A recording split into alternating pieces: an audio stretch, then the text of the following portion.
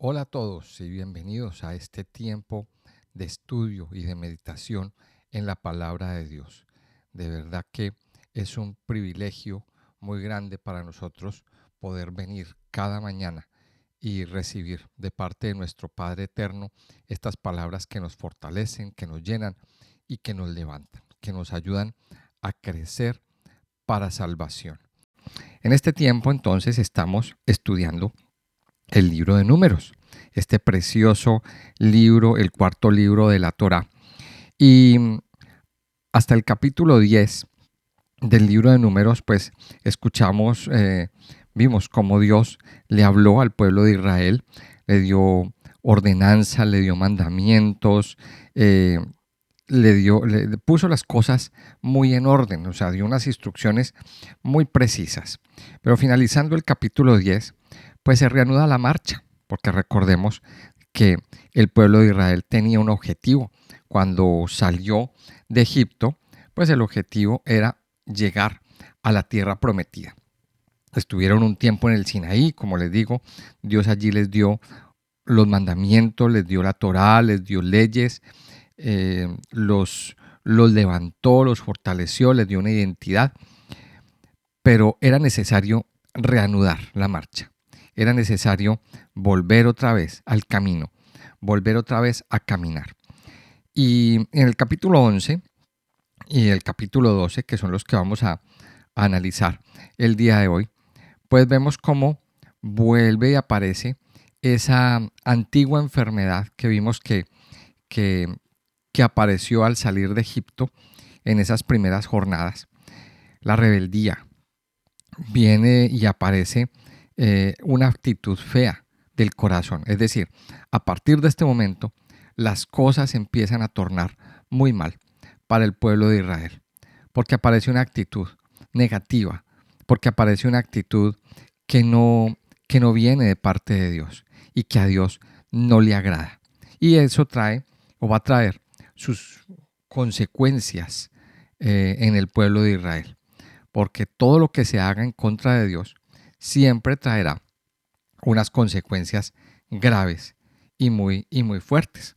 Y eso es lo que vemos en el capítulo 11. El pueblo reanudó su marcha y dice en los primeros versículos, dice, aconteció que el pueblo se quejó a oídos de Jehová y lo oyó Jehová y ardió su ira y se encendió en ellos fuego de Jehová y consumió uno de los extremos del campamento. Entonces el pueblo clamó a Moisés y Moisés oró a Jehová y el fuego se extinguió y llamó a aquel lugar Tabera porque el fuego de Jehová se encendió en ellos. Y la gente extranjera que se mezcló con ellos tuvo un vivo deseo. Y los hijos de Israel también volvieron a llorar y dijeron, ¿quién nos diera a comer carne? Nos acordamos del pescado que comíamos en Egipto de balde, de los pepinos, los melones, los puerros, las cebollas y los ajos. Y ahora nuestra alma se seca, pues nada sino este maná ven nuestros ojos. Y aquí vemos cómo aparece en el corazón del pueblo la queja. Bueno, en estos capítulos, en el capítulo 11 y el capítulo 12 vamos a ver muchas lecciones y muchas cosas que tenemos que aprender. Y el pueblo había recibido muchos beneficios. Dios los había cuidado, los había librado de muchas cosas, les había enseñado muchas cosas. Pero sin embargo, la actitud de su corazón fue quejarse. Y aquí vemos algo, eh, una actitud que aparece en muchos corazones y en muchas vidas. Y es que cuando las cosas empiezan a tornarse un poquitico oscuras o negativas, pues llega al corazón del ser humano una fea costumbre o una mala actitud que se llama la queja, quejarse. Y aquí vemos cómo esto apareció. Y aparte de todo, bueno, ya el pasaje nos dice por qué esto pasó. Pero, pero vamos a centrarnos ahí. Mire, cuando analizamos el recorrido que hizo el pueblo de Israel a lo largo del desierto, pues eso lo podemos comparar con nuestra vida. nosotros estamos en un camino, en un caminar hacia la tierra prometida, que es la vida eterna. O sea, para nosotros como creyentes, como cristianos, nuestra tierra prometida es la vida eterna. Y, y vamos a estar muchos años viviendo en esta tierra. Y a través de esta tierra, pues o a través de nuestros años, o lo que vivamos en este mundo, pues vamos a atravesar lugares buenos, lugares no tan buenos. Habrán situaciones de bonanza, situaciones donde haya escasez, situaciones donde haya salud, otras veces faltará la salud, atravesaremos desiertos, atravesaremos por oasis. O sea, siempre la vida nos va a llevar o Dios nos va a llevar a través de este camino, Pero, pero aquí vemos cómo a través del camino que sea, tenemos que aprender a ser agradecidos y a confiar en el Señor y tener claro que es Dios el que va con nosotros, el que va adelante, el que nos va guiando. Mire, si miramos unos versículos antes, nos vamos dando cuenta de que, según lo que nos dice la palabra, el arca se movía. O sea, eso es lo que yo puedo entender. El arca se movía sola, o sea, Dios movía el arca. Es como si este aparato tuviera vida propia, era Dios el que lo movía, era Dios el que guiaba el pueblo de Israel. La presencia de Dios iba con ellos. Y uno podría decir, pero ¿cómo Dios me va a llevar a un desierto? ¿Cómo Dios me va a llevar a un lugar donde no hay agua, donde no hay comida, donde no hay nada? O sea, uno podría, en su lógica, en nuestra lógica humana, uno podría preguntarse eso. Pero Dios quería darle una lección al pueblo. Donde hay abundancia o donde hay donde hay muchos recursos, pues perfectamente el hombre o el ser humano puede llegar a decir y pensar, no, es que mi dependencia y mi sustento viene de los recursos que hay aquí, del trabajo, del ahorro que tengo, bueno, en fin, de tantas cosas. Pero cuando no hay nada, cuando no hay recursos, cuando todo está desierto, ahí es cuando el corazón tiene que aprender a depender de Dios. Y eso era una de las lecciones que el Señor le quería enseñar al pueblo de Israel, que aprendieran a depender de Dios. Y que a pesar de los momentos difíciles, que a pesar de las situaciones de crisis y de escasez, aprendieran a ser agradecidos. Y según lo que nos dice este pasaje de Números 11, no les faltaba comida. A ellos no les faltaba comida. Dios les estaba dando sustento. Dios les estaba dando el maná diario. Y según lo que nos dice y según los nutricionistas, pues el maná era una comida muy completa. O sea, era un alimento integral que tenía todos los nutrientes, proteínas, vitaminas, todo lo necesario para, para que el pueblo de Israel no cayera en desnutrición o en desequilibrios nutricionales. O sea, con el maná lo tenían todo y era una comida que venía de Dios. Pero aquí hay algo que llama la atención y dice que el pueblo se puso a quejarse y a Dios no le gustó. Descendió la ira de Dios, descendió fuego del cielo y quemó el campamento. Cuando nosotros nos quejamos y dejamos de ser agradecidos, es una actitud que desagrada al Señor.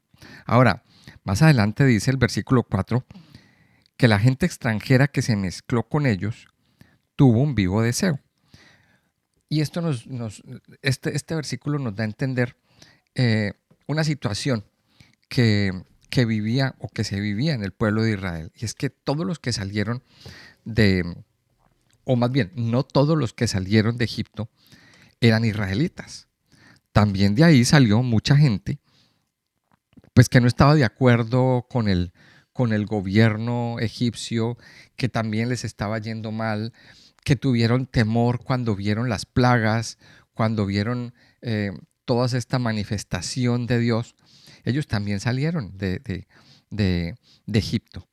Recordemos que en el imperio egipcio, cuando sucede lo de la esclavitud y todo esto, hubo un cambio de imperio, hubo un cambio de orden. Y esto es una cosa que nos lo cuenta la historia, y es que existieron unos señores llamados los Hicsos, que eran unos extranjeros, y esos extranjeros, que eran de origen cananeo, dominaron Egipto mucho tiempo, pero hubo un cambio de dinastía y esos Hicsos quedaron relegados, o sea, quedaron hechos a un lado. Y a ellos también, igual que al pueblo de Israel, también a ellos, este nuevo gobierno de Egipto se las aplicó todas. O sea, no los veían con buenos ojos. Entonces ellos también estaban sufriendo. También había una población que no le gustaba la situación, que no estaban conformes con la situación y se fueron con el pueblo de Israel. Entonces dice que estaban mezclados. Y dice que esta gente, estas personas, tuvieron un vivo deseo. La palabra que se utiliza aquí en hebreo es tahava.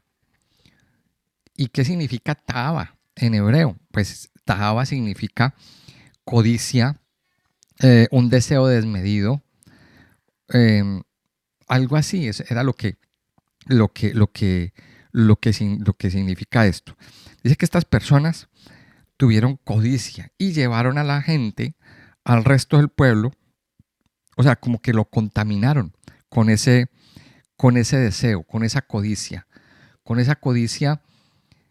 de anhelar o de querer lo que había en Egipto. Y, y fueron contaminados. Dice que esa gente extranjera que se mezcló con ellos tuvo un vivo deseo, una codicia. Recuerda esa palabra, taba. Y, y los contaminó. Y eso nos deja a nosotros otra lección. Recuerda que aquí estamos aprendiendo lecciones. Y es que dentro de la congregación había gente no convertida. Habían personas pues que salieron por muchas razones, pero su corazón no estaba con el Señor. Y esas personas que tenían su corazón en el mundo, en las costumbres mundanas, en las costumbres de la vieja vida, contaminaron a los que querían hacer las cosas. El pueblo terminó llorando, el pueblo terminó amargado, el pueblo terminó eh, mal y, y el pueblo terminó en una crisis tremendamente grande. Y miremos esto, que esto es bien interesante. Lo que sucede cuando, cuando nuestra vida se mezcla con personas que no están conectadas con Dios, personas del mundo. Y vamos a hablarlo en la iglesia en particular.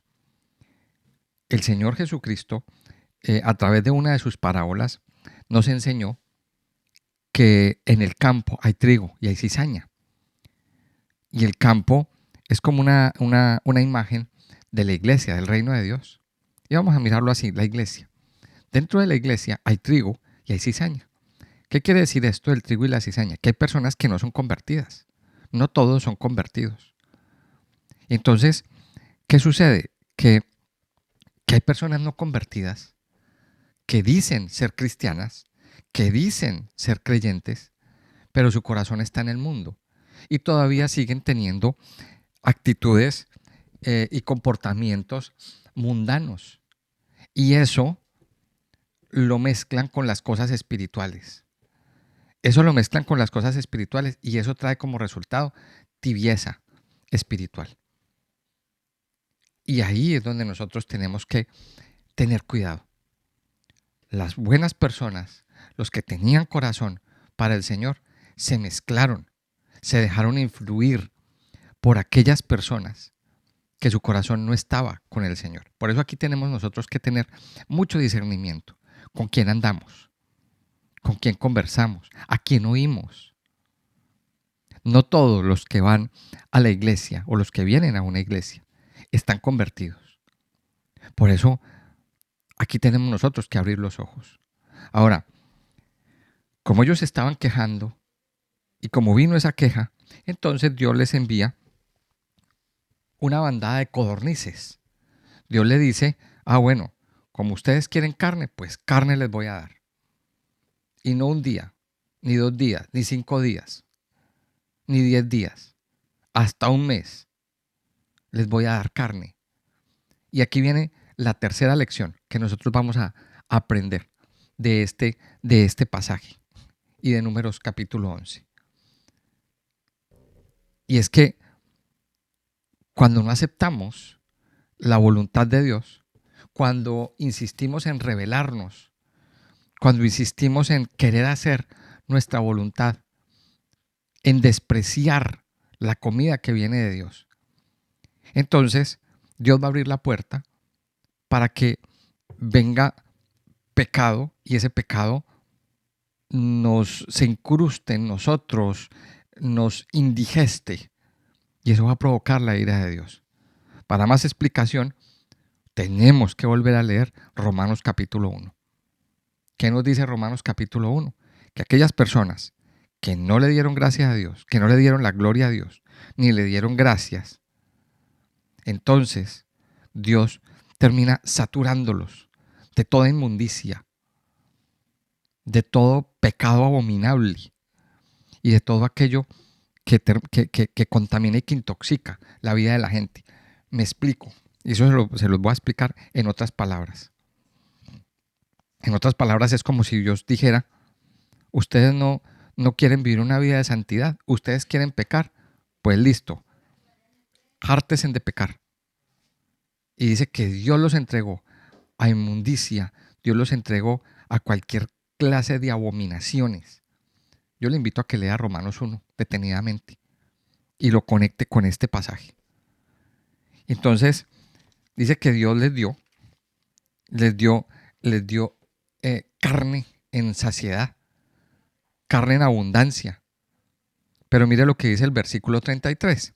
Aún estaba la carne entre los dientes de ellos, antes que fuese masticada, cuando la ira de Jehová se encendió en el pueblo, e hirió Jehová al pueblo con una plaga muy grande. Y llamó el nombre de aquel lugar Kibroth Hatabá, por cuanto allí sepultaron al pueblo codicioso. De Kibroth Hatabá partió el pueblo a Haserot y se quedó en Haserot. Es muy importante los nombres de los lugares. Hace un tiempo estuvimos estudiando durante la cuenta del Homer, hicimos un estudio sobre los nombres de los lugares. Y aquí una vez más se nos está diciendo. Y aquí aparece un lugar llamado Kibroth Hatabá. Y otra vez aparece la palabra. Kibroth Hatabá significa la tumba de los codiciosos. Eso significa esa palabra. Kibroth es tumba. Hatabá es un prefijo, porque en el hebreo las palabras se abrevian, es decir, son 2 o 3 palabras en una sola. Entonces, Hatabá significa de los codiciosos. ¿Cuál es la lección de este capítulo 11? Que cuando en nuestro corazón hay codicia, hay deseos desmedidos, deseos equivocados. Eso nos lleva a la tumba. Y eso lo podemos conectar con que la paga del pecado es la muerte. La paga del pecado es la muerte. Miremos esto. Y dice que de Kibroth Hatabá el pueblo se levanta a un lugar llamado Haserot. Y ahí nos conecta con el capítulo 12. ¿Qué sucede en el capítulo 12? Bueno, en el capítulo 12 del libro de Números, aquí arranca el capítulo con una situación familiar. Una situación que estaba sucediendo al interior de la familia, del círculo familiar de Moisés. Recordemos que aquí habían 3 hermanos, Moisés, Aarón y María. Eran 3 hermanos con sus familias, con sus oficios y todo eso. Era un círculo familiar. Y dice que al interior de esta familia, pues había una situación, había un problema, había un conflicto. Y dice aquí que María y Aarón hablaron contra Moisés a causa de la mujer cusita que había tomado, porque él había tomado mujer cusita. Dicen los estudiosos de la Torá que probablemente ya había muerto, había fallecido la mujer de Moisés, la Séfora. Ella, pues dicen que había fallecido y por eso Moisés, pues se consiguió eh, otra mujer, se casó con otra mujer. Y resulta que esa mujer cusita, eh, pues era una mujer negra, porque Cus es en el África, era una mujer africana. Y había un problema, ahí había una situación, no sabemos qué situación era, pueden haber sido muchas situaciones, no, no gustaba a esta mujer, eh, a lo mejor por su forma de ser, por su actitud, porque era negra, bueno, en fin, no lo dice, la palabra de Dios no lo dice. El hecho es que había un problema familiar, ahí, un problema que no supieron resolver. Y entonces dice el versículo 2, y dijeron, solamente por Moisés ha hablado Jehová, no ha hablado también por nosotros. Y lo oyó Jehová. Y aquí vemos entonces cómo un problema que había a nivel familiar se traspasó, salió del entorno familiar al pueblo. O sea, esto salpicó al pueblo. Se volvió un problema ya para la nación, para el pueblo, para el campamento. Dejó de ser un problema familiar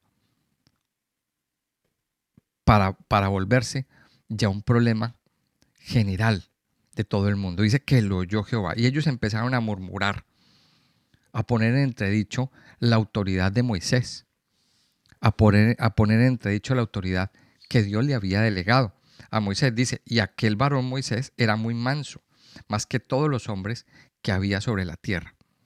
Y aquí, en estos pasajes, a partir del capítulo 11 en adelante, los que estamos estudiando la palabra de Dios tenemos que prestarle mucha atención a dos cosas: a la actitud, a las reacciones que tenían y a las respuestas. A eso tenemos que prestarle atención.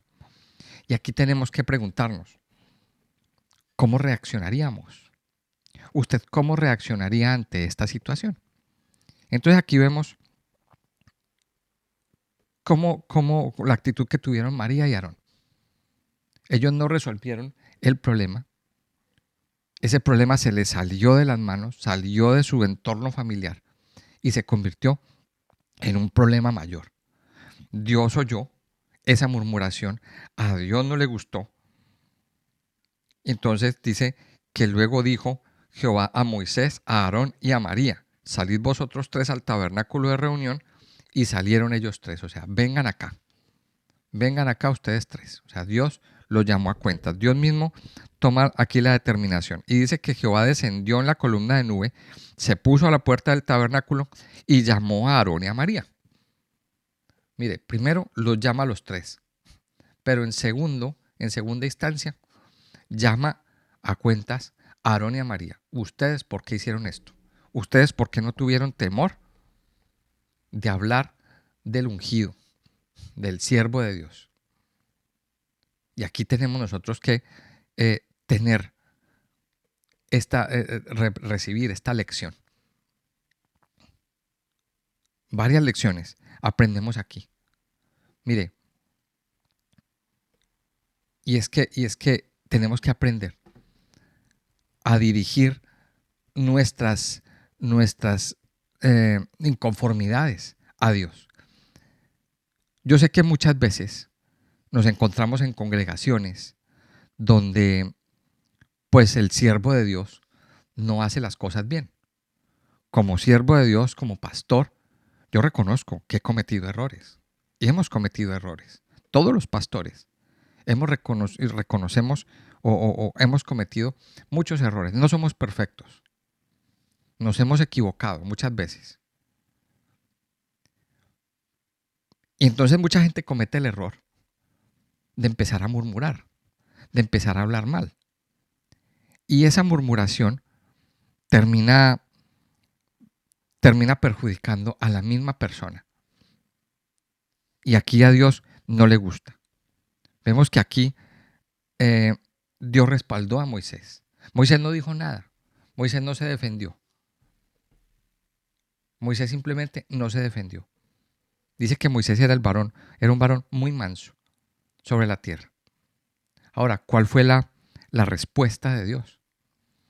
Pues María recibió esa, digámoslo así, esa disciplina, la disciplina que viene de parte de Dios debido a la murmuración. María quedó leprosa. Aarón dice aquí que más adelante, Aarón se arrepiente, Aarón se postra, tiene una actitud de arrepentimiento, reconoce el pecado, se postra, intercede por esa situación. Y vemos que eso es lo que hay que hacer, reconocer el pecado, postrarse e interceder. Señor, te ruego que tengas misericordia. Miremos esto. Y aquí y miremos esta situación. Y aquí vemos la actitud. Como les digo, hay que mirar actitudes y hay que estar observando las reacciones. Dice que la ira de Dios se encendió sobre ellos. Ahora, miremos la respuesta de Moisés. ¿Qué hizo Moisés? Moisés elevó una oración a Dios. Moisés no empezó a alegar con su hermana, ni a juzgarla, ni a decirle, oiga usted, ¿por qué me hizo esto? ¿Por qué habló mal de mí? Etcétera, etcétera. Moisés no hizo eso. Y esto nos da una lección para los que somos siervos. El siervo de Dios no se defiende. El siervo de Dios ora. El siervo de Dios clama. ¿Y qué le pidió Moisés a Dios? Y aquí hay una oración que es bien importante. Moisés intercedió por su hermana, clamó a Dios. Y aquí nos da una lección. Y dice en el versículo 13, entonces Moisés clamó a Jehová diciendo, te ruego, oh Dios, que la sanes ahora. Aquí aparece una oración en hebreo, que es muy importante, que se utiliza mucho en el judaísmo y creo que nosotros tendremos que considerarla también para orar por sanidad. El narrefanalá.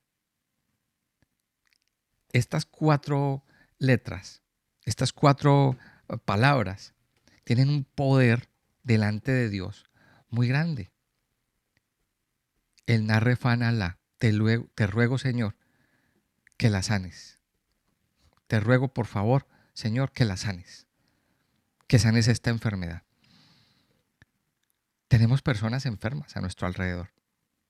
A lo mejor nosotros mismos estamos viviendo tiempos de enfermedad, tiempos de quebranto de salud. Aquí hay una oración que el Señor nos enseña. Y creo que debíamos considerarla y repetirla. El narrefanalá. Y yo le invito a que también al terminar este tiempo, pensemos en alguna persona que esté enferma a nuestro alrededor y vamos a orar por ella. Vamos a dedicar este tiempo para orar por una persona que esté enferma, una persona que usted conozca que esté en cama. Vamos a hacer este ejercicio hoy. Vamos a poner esta persona en nuestro altar de oración y vamos a clamarle al Señor. Puede ser un amigo, una amiga, puede ser un familiar, puede ser alguien allegado o pueden ser varios también. Pero vamos a orar por una persona hoy que esté enferma. Vamos a hacer ese ejercicio. Estos 2 capítulos, nos muestran a nosotros las consecuencias de la rebeldía, las consecuencias de rebelarnos en contra de Dios, en contra de su voluntad. Tengámoslo presente. No pretendamos rebelarnos en contra de Dios y que todo va a seguir igual. Siempre La rebeldía y la rebelión traerá una consecuencia delante del Padre, delante de Dios. Así que vamos a orar y vamos a terminar este tiempo dándole gracias a Dios. Padre Santo, te damos gracias en este día, Señor. Gracias por darnos esta oportunidad de venir delante de tu presencia, delante de tu palabra y poder recibir, Señor, estas palabras que nos fortalecen, que nos llenan y que nos levantan. Te bendecimos, Padre, porque a través de tu palabra, Señor, tú nos consuelas, porque a través de tu palabra tú transformas nuestras vidas y todo nuestro ser. Gracias, Padre, porque a través de tu palabra, tu Espíritu nos levanta, Señor, y nos llena de vida. Soplas aliento de vida, Señor, a todo nuestro ser. Padre, te pedimos que seas tú quitando toda rebeldía de nuestro corazón. Hoy, Señor, renunciamos a toda rebelión, a todo espíritu rebelde, a todo espíritu que se opone a tus mandamientos, a todo espíritu que se opone a tu voluntad, Señor. Renunciamos hoy, Señor, a la queja en nuestras vidas y te damos gracias, Señor.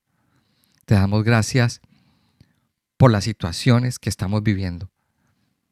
A lo mejor no es la mejor situación, pero tu palabra dice que a los que aman a Dios, todas las cosas les ayudan a bien. Así que, Señor, te damos gracias por la crisis, te damos gracias por la falta de salud, te damos gracias por la situación en el matrimonio, te damos gracias, Señor, por la falta de empleo, te damos gracias, cualquiera que sea la situación que estemos viviendo, Señor. Hoy, Señor, estamos agradecidos y sabemos que tú estás al mando, que tú estás al control de todas las cosas, que contigo nada nos faltará, Señor. Padre, por último, ponemos delante de ti a las personas que están enfermas, Señor, y proclamamos Ená Refanalá. Te pedimos hoy, Señor, que traiga sanidad para todos los enfermos, para todos los quebrantados de salud, Señor, para todos aquellos que están sufriendo de dolencias en su vida, cualquiera que sea la enfermedad, Señor. Te pedimos hoy que sanes a esa persona, familiar, amigo, padre, madre, hermano, esposo, esposa, hijos. Los ponemos delante de tu altar, Señor. Padre, te damos gracias, muchas gracias por tu inmenso amor y bondad, Señor, por tu fidelidad sobre nuestras vidas. Gracias por quedarte con nosotros en este día, Señor. Te alabamos y te bendecimos. En el nombre de Jesús. Amén.